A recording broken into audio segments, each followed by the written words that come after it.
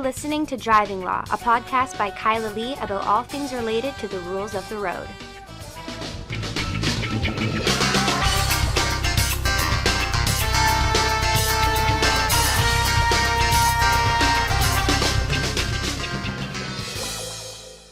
Hello, and welcome to another episode of Driving Law. I am Kyla at Acumen Law, and with me, my co-host, Paul Doroshenko. Yes, virtually with you. Yes. Good to see Yeah.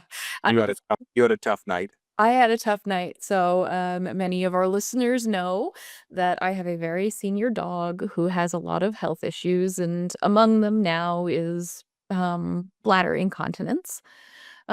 Which he doesn't really mind. Like, a lot of people are like, it's cruel to keep him alive when he's incontinent, but like, it's cruel to keep them alive when they're incontinent when it starts to cause them mental anguish. But he just really doesn't seem fazed by peeing on my floor. I think it's what he's wanted to do all along, and now he's just finally being able to, Well, fascinating thing is it's not just incontinence, it's decision making for him. Yep. Because he doesn't pee at the office. Not usually. Not unless it's like a real stressful situation. He knows what to do, but you are in your new to you house, and he's just decided this is a new location and I'm not going to hold myself to these rules. And it's like, yeah, it's not, it's also not like he just doesn't know it's happening, because he'll be walking to the door to go out. The door will be open and he'll see that it's drizzling a little bit of rain and stop in the hallway and pee there because he doesn't get wet. So it's not, I mean, he's old and he's a little grouchy with that, but he still enjoys his life. And I think he's like taking some pleasure at this time in his life to have a little bit of license to pee where he will. Yes. Anyway, so while I was at work yesterday, he was home alone and he peed in my bed, and not just anywhere in the bed, exactly where I sleep in the bed. So I, got home, Yeah. spilled pee in my bedroom and discovered the mess, and was like, great. It had been there long enough that, of course, it had soaked into the mattress. So here I am trying to figure out how to get urine out of a mattress at like 8 o'clock at night. Yeah, super fun. And I decided to put an enzyme cleaner on the bed, which, is just a thing that gets rid of urine smell. Like, it's really useful. So I thought this will be great. My bed won't smell like pee. Yep. It converts it to something else, whatever it happens to be. Yeah, I didn't know what it did. There's like little enzymes that digest the urine molecules to stop them from smelling and break them down. But of course, like with any chemical process or biological process, there are gases that are created. Just like a fermentation of a blood tube. There's byproducts. Yes.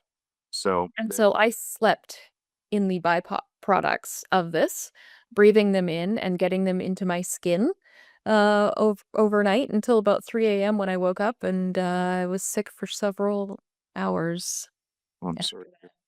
Yeah, I actually, I can still smell it in my skin. I've put on so many hand products. I scrubbed in the shower. I've washed my hands like 12 times. My pores are still oozing it out. And it, every time I smell my hands, move my hand in my face, if I breathe in, feel like kicking again. So if I don't seem as chipper as normal, that's why. Hey, you seem pretty chipper. You're putting it on for the podcast. And I just recorded a different podcast, but I've gone back to comfy clothes. I am feeling, well, for this podcast, you can wear comfy clothes. I'm feeling tremendous guilt because I am once again at in the mountains, this time with my son for the promised trip that he always wanted to make in autumn to go see if we can find the old town site of Tijon up on the hills.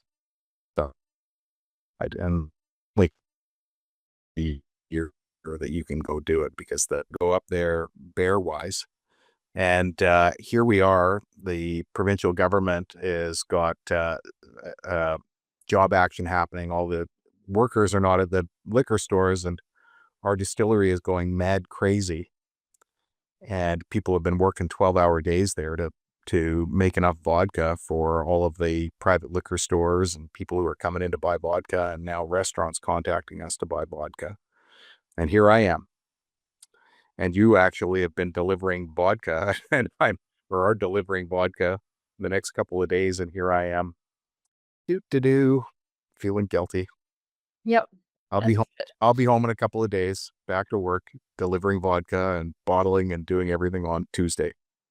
All right. Well, let's get into the podcast stuff then. Lots to cover.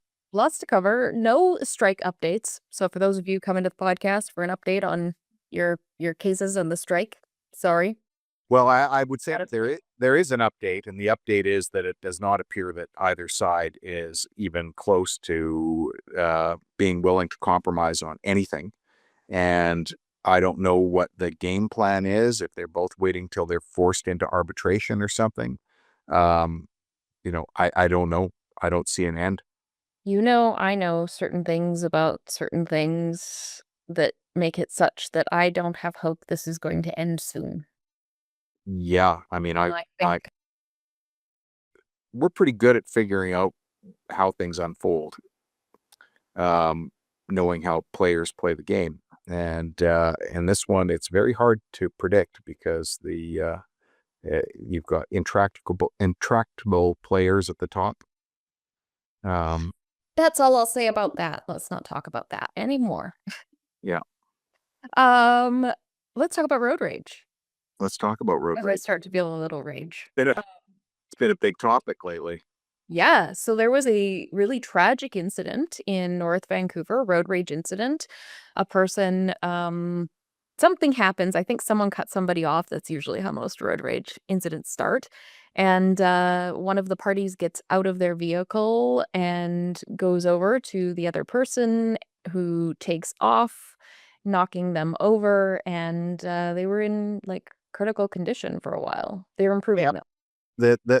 What I gathered, because I read probably 8 versions of that story before I spoke to Mike Smith about it earlier in the week, was that one of the drivers was trying to get in the sort of zip and maybe was doing it in a manner that was contrary to your standard zip pattern. People get offended easily, and then stopped to, after getting in, to get out of their car to berate the person who didn't let them in without them forcing them way in.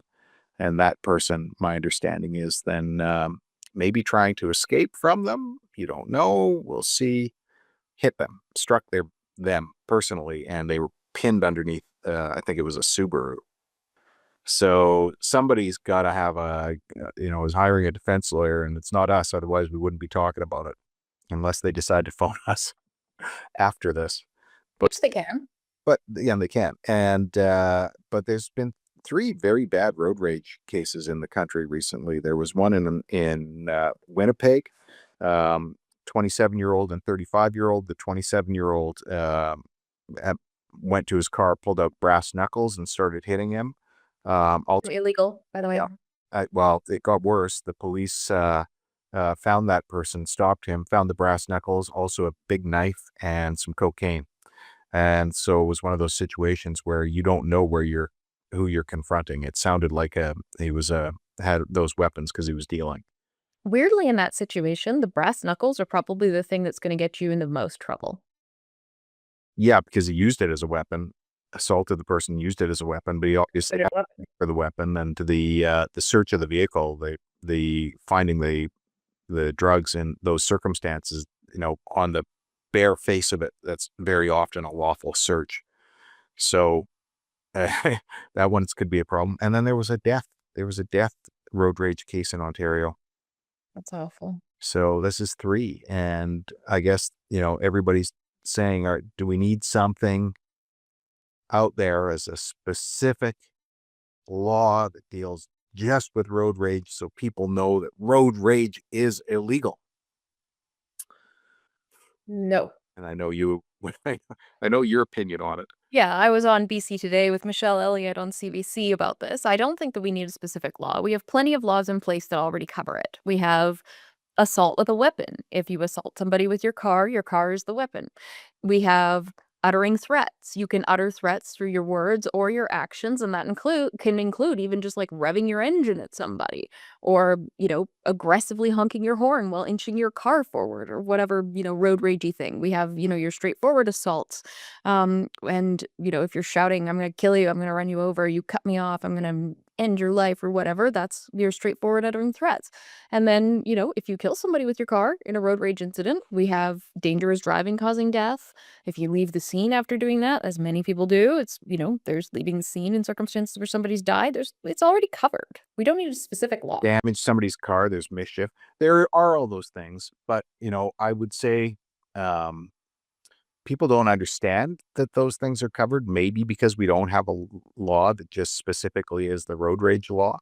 But ultimately, it is an issue where the public doesn't seem to realize what is in effect very often. Yes, I agree. I mean, look, if you're a provincial government out there, your popularity is slipping, but your biggest political opponent is facing a, serious criticism of his leadership and may last less time than those ostriches. You might want to think about enacting a provincial road safety road rage law. That might score you some cheap and easy political points. And you could, motor vehicle act offense that's more specifically to it. But again, it's an issue of public education. You could also just run an education campaign where you explained, settle down out there. There are multiple offenses you can be charged with, and almost anything you do in a road ragey circumstance could lead to something. Well, Driving without reasonable consideration for others being the number one. yep. Why would a provincial government spend good money on proven methods of deterring certain types of behavior? When they could just introduce a law and have all sorts of new documents republished and printed and stuff for, I don't know. I mean, I guess if you're looking to score points, as you seem to be almost a political advisor now that you're on CBC every week. Some of those I'm like things. the worst political advisor. I'm like, here's how to piss me off. It'll score good political points. If it makes me mad, the public's gonna love it. But people phone you, and people from government and police officers talk to you about these things. You're like the advisor, the de facto advisor for all sorts of these things. So, Yeah. and it's not just because you're podcast, and it's not just because you're, wily and a super lawyer. You're also clear at explaining these things. So, And I'm, for as much as people accuse me of being like a, diehard lefty, I'm actually like very nonpartisan. I'm an issues person. I'm not a party person. well, there you go. So, yes, they should come. Everybody except the Greens have pissed me off on issues lately. But they've got new leadership, so who knows? They might piss me off too. Well, the problem with the Greens is the entire ethos of the party changes entirely every time they have a new leader. This is So, the thing. federally, they're like very conservative, have been, and then they were not very conservative, and then they went back to being very conservative. So I don't know. The Greens blow with the wind. Yes. Anyway, so I think road ragey new law. I would say if you want to score some political points, do it. That would be my thing. But if you're gonna do it, call Kyla so she can write it for you. Because a few years back, you wrote an entirely new section of the Motor Vehicle Act to deal with cell phones that would have completely fixed most of the things that have led to you, having criticism of it and others having criticism of it and defenses. Yep, but nobody's calling me to write their laws for them. Why would they let me write a law that I would agree with? No, they just call you and question you for other things. Yeah. They don't call and question you for the thing that you offered them, the entire complete package. Here you go. There's no copyright. It's yours to use. I rewrote the legislation. So when it comes to road rage, I will give the legal advice to the podcast listeners that I gave to Michelle Elliott's listeners, which is at the end of the day, the most important thing when you're behind the wheel is number one, your safety. Number two, being considerate of others, which includes respecting their safety. But you protect your safety first, and then you protect the safety of others, but you're also considerate. You let people merge. You don't block people from getting in your lane when their lane is ending. If you want to avoid road rage, just be polite on the road. I said I'm a hypocrite in saying this. I'm not always polite. I don't always let people in. If I see people like trying to break the law and like trying to cross a solid line, I get real close to the vehicle in front of me because I'm like, I'm not facilitating you committing an offense. But And then So good with it. I think most of us are, but we sit there and think to ourselves, well, I have good judgment, and my good judgment is this person's expressing bad judgment. And so I don't feel that I should let them in. And yeah, but I then there's the person who forces their way in, and then they're in front of you, and you're like, okay, goddamn fucking BMW drivers. Uh, the thing, Paul, you know how people on the road are like, I know more than anybody else. I'm a better driver than anybody else. I do know more than anybody else on the road about what the Motor Vehicle Act says. I do. that's true. You're like yeah, arguably you do know more than anybody else what the Motor Vehicle Act says. That's true. I mean, the superintendent of motor vehicles didn't read and memorize the Motor Vehicle Act. You did. um, and read all the changes. Yeah, you're right. There is nobody else who knows it better than you do. I would say I would probably come in the top 10, maybe top 20 in the province for knowing about it. Although there's police officers who are more knowledgeable about many sections than I am. I know the sections I know very well. But yes, that's true. So, and I'm an incredibly good driver. So between the two of us, we basically got it covered. We should be entitled to not let anybody in. Yeah, people should listen to us. Like, if I'm not letting someone in, they should know I'm right. Exactly. Well, they look over and see that it's you. I'm sure they will defer. Like, my biggest fear is I do something stupid because everybody makes mistakes and I do too. And somebody sees me and recognizes me. Oh my God, I would die. Really? Yeah, I would be so embarrassed. Yeah, I for feel 5 minutes. off For and 5 minutes. When I got cut off earlier this week by some dude in a white BMW, I thought, I'm not even going to let it bother me for a minute. And I didn't. So it's all in it, it's all how you approach it in your brain. fair. All right. Speaking Let's of go to the next thing. cheap political point changes to the BC Motor Vehicle Act, there is a proposal right now. It started with a change.org petition, but it's gotten a lot of media attention, including a column by Les Lane in the Times Colonist, basically saying the government should do this. This makes perfect sense. It's called Xavier's Law. It does not make perfect sense for reasons we will break down. And what the law is that if you are involved in an accident, a car accident, and somebody dies, you lose your license indefinitely until either charges are not going to be laid, like there's some determination about that that's somehow understood, or two, you're charged and your case is resolved and you're found not guilty. But if you're found guilty, you lose your license forever. So basically, indefinite driving prohibition starting from the moment of the accident where somebody dies, or when they die, I guess, that they show up a week later and the person dies in the hospital. And then you continue to be prohibited unless you're acquitted at trial or the Crown somehow makes a decision, as you indicated, I mean, the vagueness of that, to not approve a charge. Now, lots of things to unpack there. I would just start with that second part because we can unpack it quickly. These are indictable offenses. If somebody is charged with a death case and there's no limitation period, and the Crown could wait 10 years to approve a charge, they probably wouldn't. We're dealing with a case right now, an allegation of a driving offense involving a fatality. The incident happened more than 3 years ago. Yes. And it's only just started the trial. Yes. And in our office, there's a number where there's been no charge approved, and you don't know when the charge is going to be approved, and it may not be approved.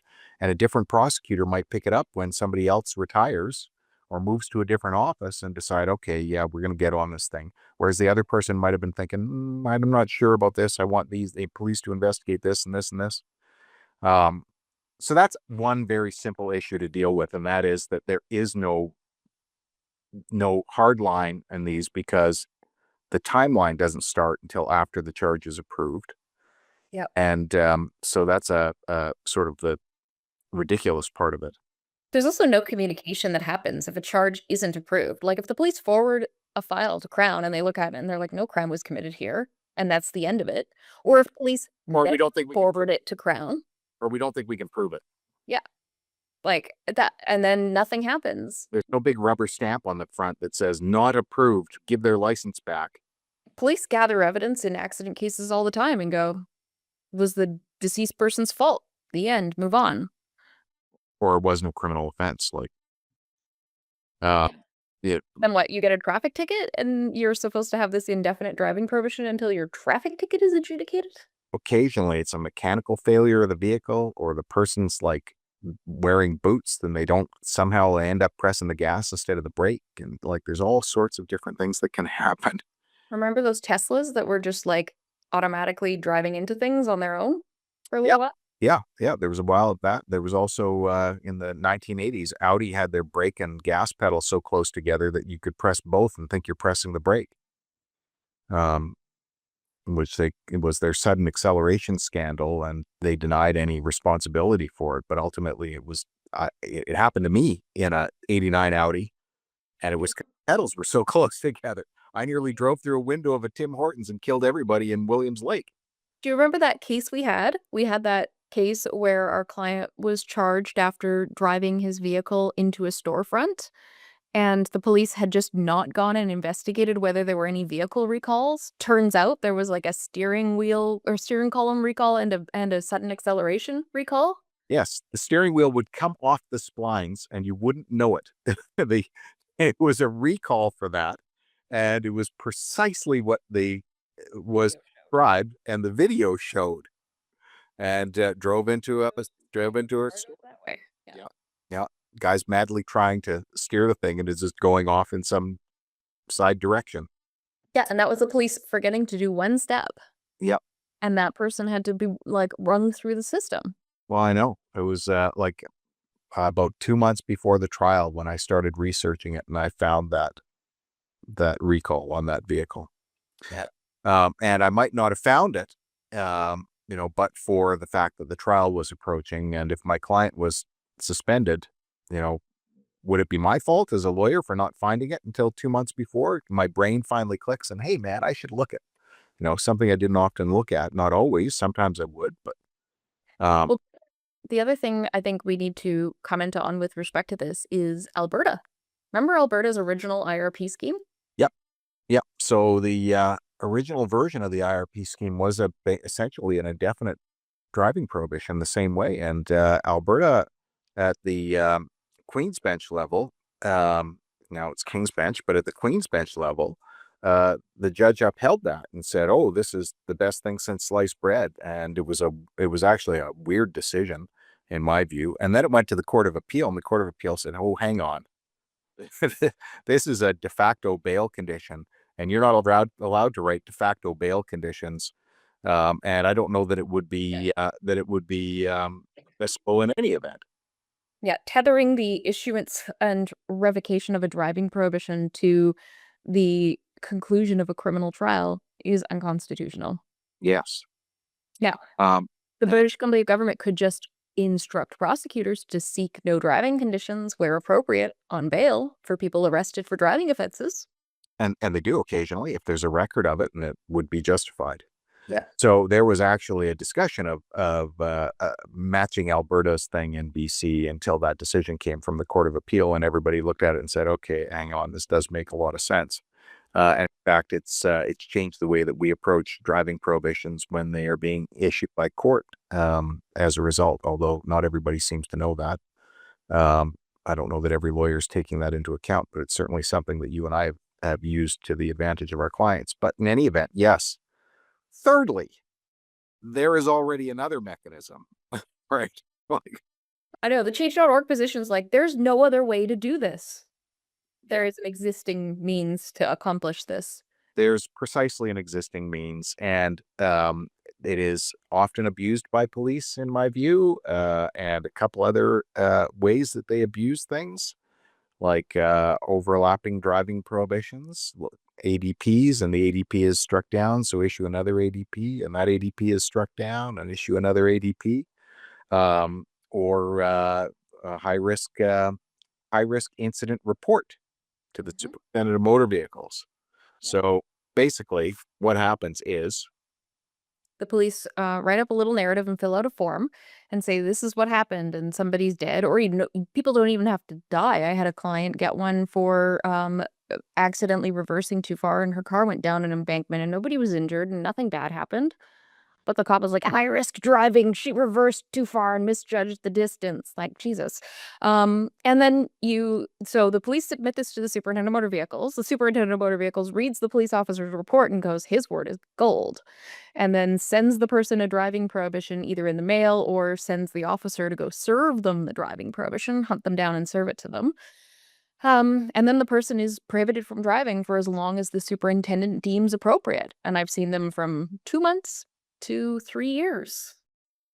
A lot of them, I look at it and it is very hard to justify. But the population of the province would probably be sympathetic to the driving prohibition and agree with the superintendent. I look at it and say, from my perspective as a lawyer, knowing the full of the case, and the fact that I don't necessarily want to reveal my client's case when he's or she is entitled to the presumption of innocence and no obligation to provide any evidence, is really a contradiction in law. And I struggle to say that it can be done fairly. And my other concern is you and I know that there are some police officers who are fucking nutballs. And unfortunately, occasionally those are the officers who decide to send somebody a report in. And the superintendent of motor vehicles, as far as we can tell, does not have a chart on their wall keeping track of which officers are fucking nutballs. But they should. We can draw it for them. You can't get rid of them. You can't fire them. Like, in some occasion, Crown prosecutors pretty much can't get fired in BC. It's almost impossible. Police officers, very hard to fire them. Firing anybody is like a extraordinarily difficult thing. But a government employee, unfortunately, sometimes, rather than firing them, if there's somebody who can't work with any other police officer, they end up in traffic. Some of the best officers I know end up in traffic. Some of the nicest police I've met with end up in traffic, and some of them choose it because they want to avoid having to deal with difficult personalities, and so they're out there in their car on their own. But there's some who are just, and they'll be the ones writing that high-risk incident report. Yeah. Probably 10% of them are written by those officers. So there's a fourth thing that I haven't mentioned before, but occurred to me as we were talking here. If this were the case, it would really gut the desire of people facing driving offenses to engage in plea discussions. If you're going to lose your license forever, if you negotiate a plea, you get a discharge for dangerous driving, you're going to lose your license for a year under the existing law. There's a give and take there. You don't get a criminal record, you do get a 1-year driving prohibition, but if you're going to lose your license forever, I can't think of a single client who would be like, yeah, I'll plead and lose my license for the rest of my life. In circumstances where they might agree to it for a shorter driving prohibition, weighing the risk of, jail, and a longer driving prohibition if it goes to trial. Yeah, I would it'd be fuck it, run a trial. Yeah. And then there goes our expeditious court systems. Running trials on dangerous driving charges, that's not easy. It's days of court time because you've got mechanical experts, which means voir dire for qualifications of experts. Cross-examination on technical issues takes a long time. You often get competing experts. You've got accident reconstructionists, and then all of the things that go into collecting the data for the scene. You've got civilian witnesses. You've got video, the admissibility of the video, the analysis of frame rates, and all sorts of crazy shit. Like, this is all the type of stuff that happens in a dangerous driving trial. People think, it's just somebody's just going to come and talk about how bad they drove. Fuck no. No. Talk about a week of court time if you're doing it properly. A week is probably average. You and I have had them for 10 days. Not necessarily run 10 days, but scheduled for 10 days. Yeah. And sometimes you're 5 days into it and you realize you need 4 more days. And that's all court time that the taxpayers are paying for. And what are you accomplishing in the end? You've got somebody very often in these cases, death cases, you're looking at it and you're going, okay, the driving here is just awful. Like how that person made that decision, I don't get it if that's what they did. But their fucking driving record's perfect for 18 years or 7 years or whatever. They've got no tickets. They've got no history. They've got nothing. Oh, You're like, be off the road now and yeah. forever. And so you're looking at it going, okay, like I'm, as a defense lawyer, you and I are always trying to understand how that happened that way. And driving is, as we've talked about before on the podcast, it's one of those fluid things where you're making decisions as you go. And sometimes you make a stupid decision, and sometimes you put your foot in the pedal too hard and you think there's no risk. And then all of a sudden the risk unfolds. Um, A client, yeah. a client right now who had a undiagnosed brain bleed caused him to get in an accident. This is all very well known. It's the you know, We've had a few cases where it was medical. And then there's also been cases where you sure think it's medical and you can't figure it out because biological creatures, you can't always figure it out. oh, like if you're having one of those, what is it, a transient ischemic attack, like a TEA, one of those little mini seizure things. Yeah. Unless you're gonna go to a neurologist and get like a brain scan and brain mapping, where maybe they'll be able to see an artifact of it. And maybe they can't. Yeah. If you have a Stephen Miller freeze up. Yeah, when you accidentally acknowledge that the president thinks that he has Battery powers. Yeah. Uh-huh. I don't think that was a transient ischemic attack, Paul. I don't know. I mean, that guy's got brain damage. So So did Jordan Peterson, by the way. really wrong. Yeah, I know. But we've suspected that for a long time, that he was affected by something, because he certainly didn't make any sense for a decade here. What a bozo. All right. Well, since we're on the topic of bozos, let's talk about the ridiculous driver of the week, which is a woman in, I'm sorry, we've deviated from our Canadian ridiculous drivers just because there's so much news right now that the bad drivers are not, like, unless you're doing something criminal. You're not getting on. Now's the time to be an awful driver. Yeah, the funny ones aren't getting in the news. The sad ones are. Okay, so this is a woman who has a terrible driving record. She's on a driving prohibition, talking about, driving prohibitions for life. This woman was not deterred from driving. And she was a habitual traffic offender with revoked Florida driving prohibition or privileges, who illegally parked her car and then idled it, contrary to like a no idling sign, at an intersection near a school, and then left the car unattended, idling at the intersection near the school when she wasn't able to be driving it in the first place. And so the police show up, and I guess are trying to deal with this. They locate her. They're trying to deal with it, and she ends up punching and biting the police officers over them asking her to turn her car off and have somebody else drive it. She's a ridiculous parker of the week. Yeah. No doubt about it. It's one way to pick your kids up from school. Did we get her name? Is her name in there? Honestly, her name. Erica McGriff. I just want to know to avoid her. So, Same age as me. Wow, we went down different pathways in life. did you ever? Oh my, I wonder if it's the Florida water. could be. So, this was Florida. It was Florida. Okay. Jacksonville, yeah. Like, and Jacksonville, like the crazy part of Florida too. So, just a little insider edge, know what how we make the sausage here at the Driving Law Podcast. If we haven't already spotted 5 ridiculous drivers of the week and sent them to each other, either on Slack, text message, or some other form, direct messages on TikTok, then we are looking for the ridiculous driver of the week. And if we don't find something that comes up quickly in a Google search, the next thing we usually do is punch the word Florida in there. Yeah, Florida driver. Guaranteed to have content every day, every week, every month, every week. There's always somebody who's from Florida. Jacksonville is, yes, it's the height of the crazy in Florida.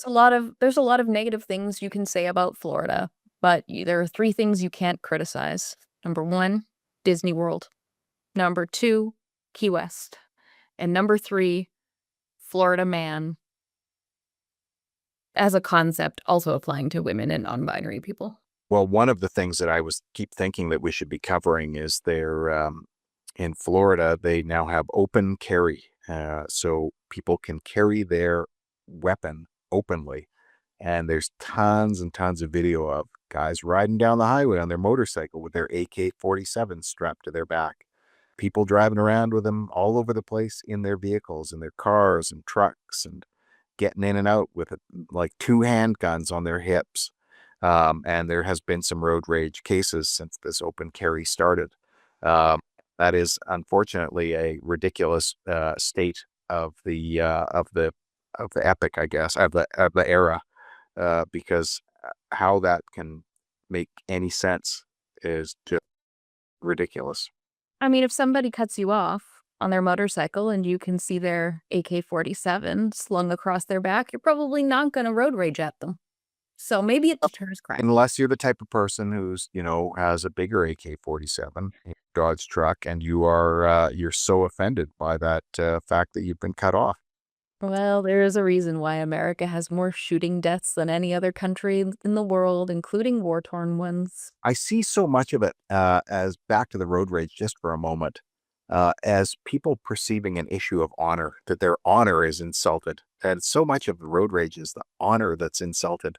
And you would think that, we're no longer living in small tribal communities, and we no longer have these same sort of structures around us that are so dependent on honor. And most people, should have watched some Star Trek and realized that the societies where they're so bent on honor are the ones that seem to have the biggest problems. But really, it comes down to that. It's like the